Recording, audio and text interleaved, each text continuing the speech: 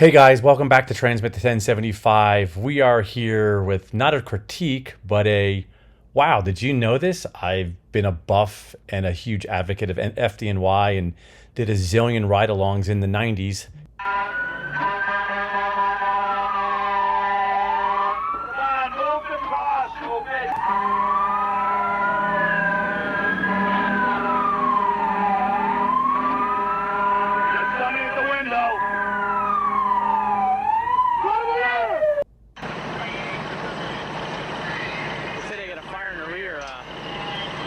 Anyway, if you go back into my other videos, I'll have them linked in the description. You can check those out. Like I said, some of them are over 25 years old.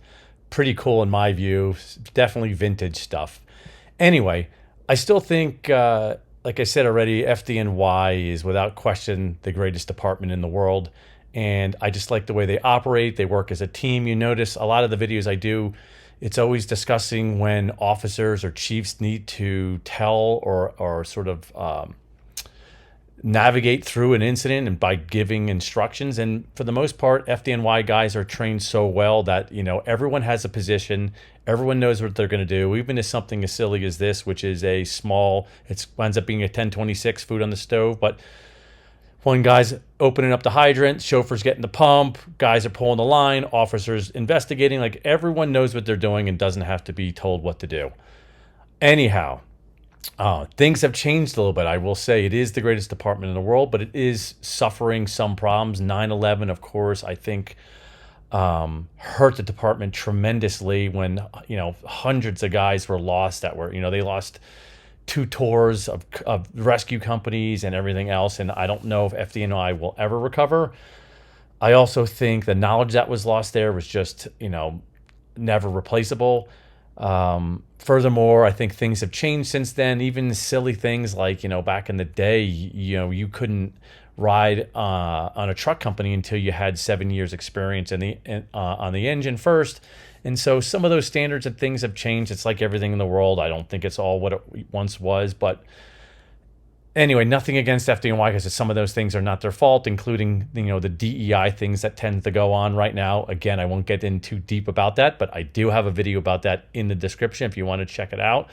But they are hiring mostly females and things like that. Sometimes, not mostly, but there are occasions when they're being hired when they didn't pass the test or change the test or getting stuck in houses that are of the highest expertise and things. Again, I won't ruin this video by going off on a tangent, but check out my video. Some of these things need to readjust and go back to the basics of hiring practices and hiring people with competency. That's it. I don't care what they look like, what their religion are, what their sexual orientation is, but you have to be able to do the job. Okay, now that we're completely distracted, the whole point of this is check this out. Like I said, been following this department forever. Didn't know this little silly tidbit, but check it out.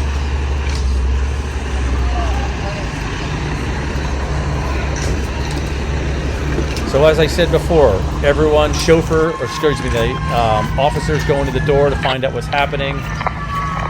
Everyone has their position. When I first watched this, I was trying to find a video. This is what I saw. I said, wait a second, I can't believe an FDNY guy that's obviously part of an engine company that's gone through the academy doesn't know how to open a hydrant. He's literally tightening this thing and no water's going to come out. I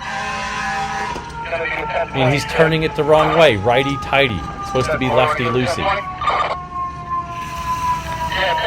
Well, what the hell is this?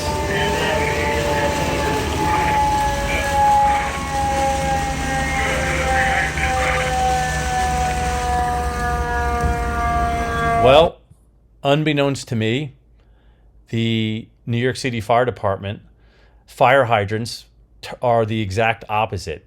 Clockwise is tighten and counterclockwise is open, which I just found bizarre. I think after I did some research on Google and AI, it seems like maybe there's a handful, less than 5 departments across the country.